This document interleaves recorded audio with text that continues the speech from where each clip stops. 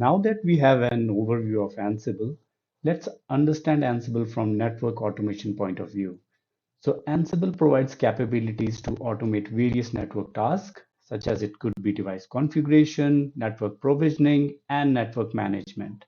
Ansible also provides modules specifically designed for network devices. In that case, it would be like you might have different vendor supported devices, and Ansible does provide modules which basically supports those different vendor appliances, and it becomes pretty easy to actually manage the infrastructure or the network, even though you might have different variety of devices, and that too of different vendors.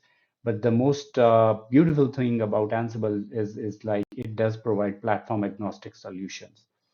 So again, it reduces manual effort, minimizes human errors, and enable faster network provisioning and troubleshooting. So it get always bit easier to maintain things when you are not doing it all the way manually. So I would say any sort of automation does bring some sort of ease, and then it kind of puts you in a spot where you are less prone to make errors.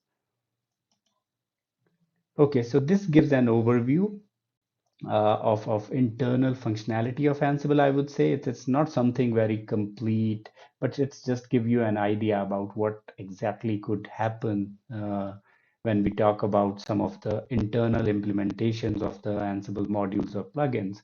So as a user, you are going to feed the input, which is nothing but some sequence of tasks bundled together in a play, and we will definitely dissect a playbook in our upcoming slides.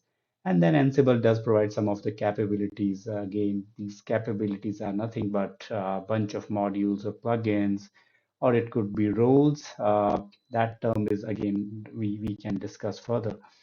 And basically, it allows us to set some things or maybe manage things on the devices, fetch some information, and display that information in a structured format known as facts. Okay, so this is not a like architecture, I would say, of Ansible, and again, it is very, I would say, abstract view. It's just to give you some idea about like some of the very basics or core concepts of or components of Ansible, so that when we will be taking these terms, you should be aware of like where exactly we are using inventory or playbook or maybe modules, plugins, hosts, right? So we can see that like bunch of components already shown there. So one is like Ansible playbook. We know that we can put some sort of input through this playbook, which is basically written in YAML. And then there is inventory. So the idea behind inventory is again to provide the detail about the hosts to be managed.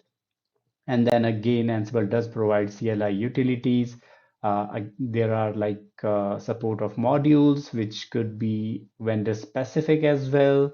And then plugins, which kind of have their own implementation and applications. We will go through these one by one in our upcoming slides.